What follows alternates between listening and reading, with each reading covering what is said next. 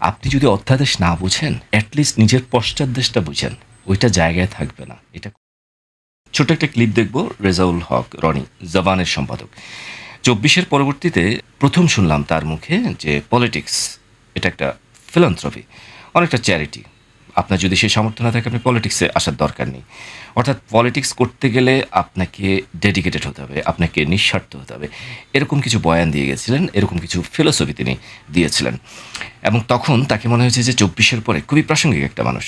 কিন্তু পরবর্তীতে তার রূপ পাল্টে যায় এবং পাল্টাতে পাল্টাতে আজকে এমন একটা জায়গায় এসে দাঁড়িয়েছে।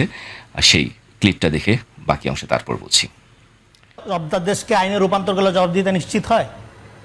অধ্যাদেশ কোন পৃথিবীর কোন সরকারে কোন দেশে পাইছেন যে একটা দেশের সরকারের প্রশ্নটা বুঝাতে পারিনি। অধ্যাদেশ আপনি বুঝাইতে পারছেন খুব ভালো মতো, আমার উত্তর আপনি বুঝতেছেন না। আমার উত্তর মনোযোগ দিয়ে বুঝেন। কোন অধ্যাদেশ এখন পর্যন্ত কোন সরকারের আমলের কোন অধ্যাদেশকে মানার মধ্য দিয়ে সরকারকে অ্যাকাউন্টেবল করা যায় না? আমি ওইটা বলি, সরকারকে অ্যাকাউন্টেবল করা যায়, আমি ওইটা বলি না। আমি বলছি যে এখন পর্যন্ত সরকার যেগুলোকে রিসিভ করেছে, মনে করেছে যে এগুলো আইনে রূপান্তর করা সম্ভব, তাই তো? সেটার কোনটা সরকারের জবাব দিতে বাড়ায়? সবগুলি সরকারের জবাব দিতে পারে। সরকারের প্রত্যেকটা কার্যক্রম জবাবদিহিতার আওতায়। আপনি কিন্তু বিবেক কথা বলে সব, আমিও বিশ্বাস করি। আমি একজন উপস্থাপক, হ্যাঁ, ইউ ক্যান নট জাজ আ গেস্ট লাইক দ্যাট ওয়ে। আমি একজন বিবেক কথা বলতেছি মানে।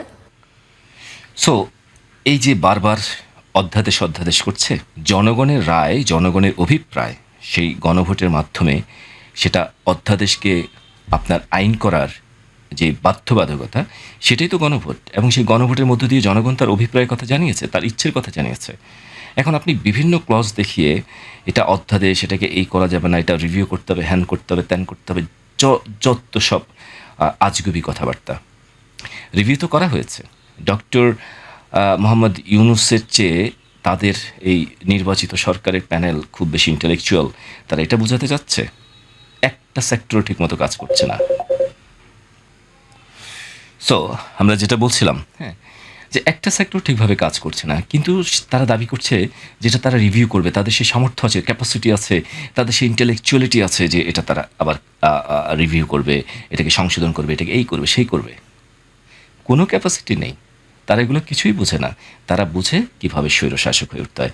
তারা এটা বুঝে যে হাসিনা যে জায়গায় ব্যর্থ হয়েছে, হাসিনা এই ইস্যুর কারণে তাকে পালিয়ে যেতে হয়েছে, সো আমরা ওই ইস্যু রাখবো না। তারা হাসিনাকে রিভিউ করছে, হাসিনা তার যে স্বৈরশাসকের অবকাঠামোর মধ্যে যেই লুফলগুলো আছে, তারা সেগুলোকে রিপেয়ার করার চেষ্টা করবে।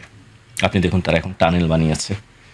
বাট এটাই হয় যে একটা স্বৈরশাসক যাওয়ার পরে যদি আরেকটা স্বৈরশাসক আসে, তার এটা রুটিন ওয়ার্ক হয়ে যায়। সে সবসময় ওই পূর্বের স্বৈরশাসকের যে লুফলগুলো আছে, স্বৈরশাসক হয়ে ওঠার পথে যেই জিনিসগুলো তার বাধা ছিল, সে যে সাকসেসফুল স্বৈরশাসক হতে পারেনি, হ্যাঁ, ওই জায়গাগুলোকে সে রিপেয়ার করে। সে কখনো এইসব জায়গা থেকে শেখে না এবং একই পথে হাঁটছে এই বিএনপি।